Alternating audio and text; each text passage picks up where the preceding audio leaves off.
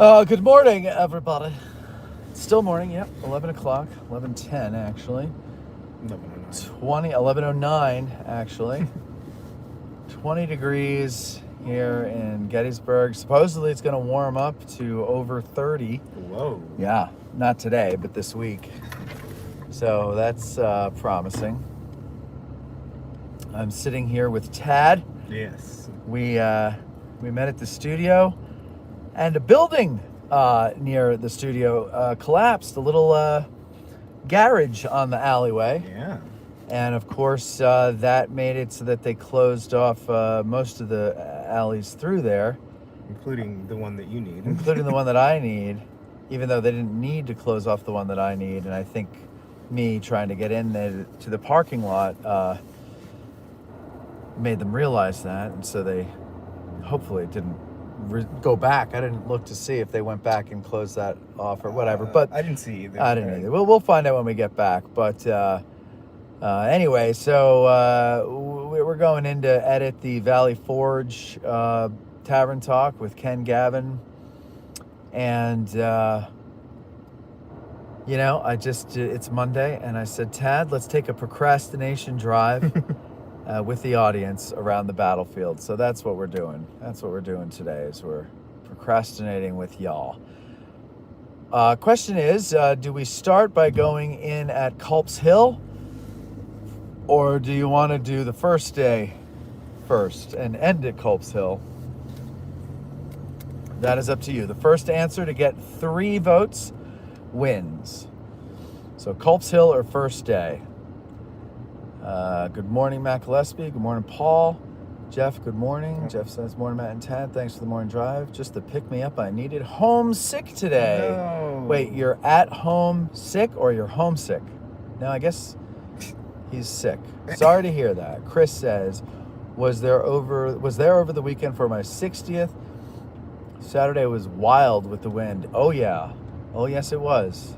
Up on the hill, felt like our roof was going to be ripped off or something. But luckily, nothing happened.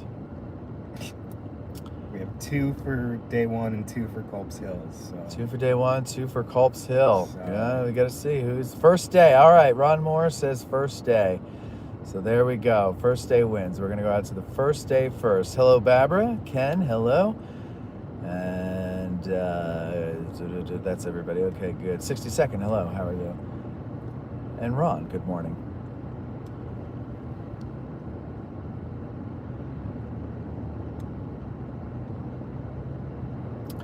Matt Gillespie, thank you very much for the cups o' coffee. Thank you. For me and Tad. We'll when we take our break this afternoon, we will stop and get something.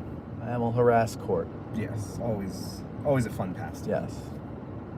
Poor Court is stuck at work, and we go in and harass him. He says we make his day better, though. Well, naturally. Naturally. But at the end of the day, we leave, and he wishes he could. Yes. Just wants to follow us. Yes.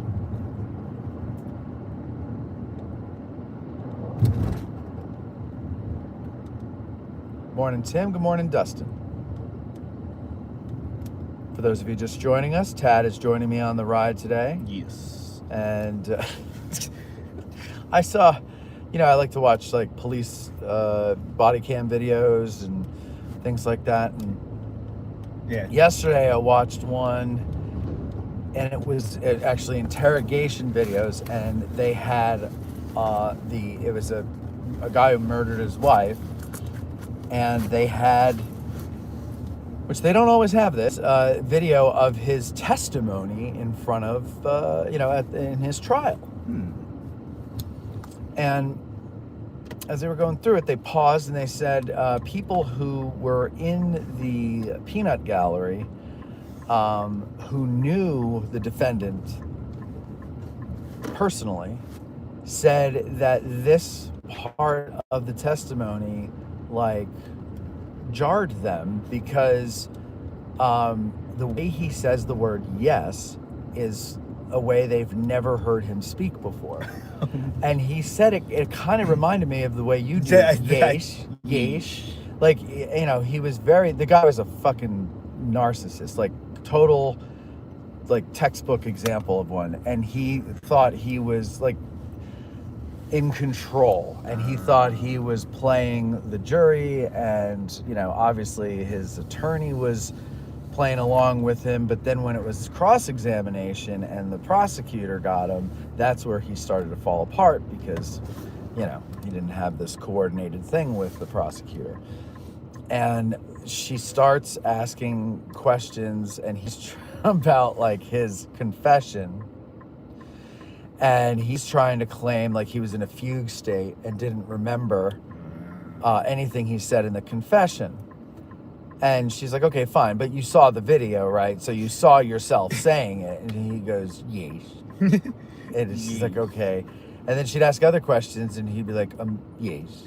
And then like sometimes he would ask her a question back, I think in his mind trying to trip her up or something.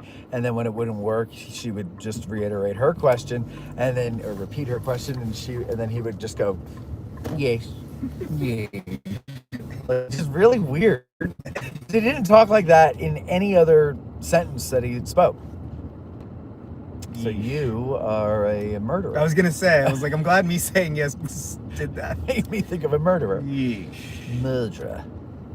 Well, I actually figured out where I got that from. I rewatched the Hobbit movies this weekend. Oh, I was gonna say The Office. Yeah. Well, okay. well, that's the other mix. So it's a mix of, there's a moment where Martin Freeman as Bilbo Baggins says yeesh in that way, and then also in The Office, Michael Scott yeesh. So because he says yeppers, yes. And then Jan goes, "What did I tell you about yeppers?"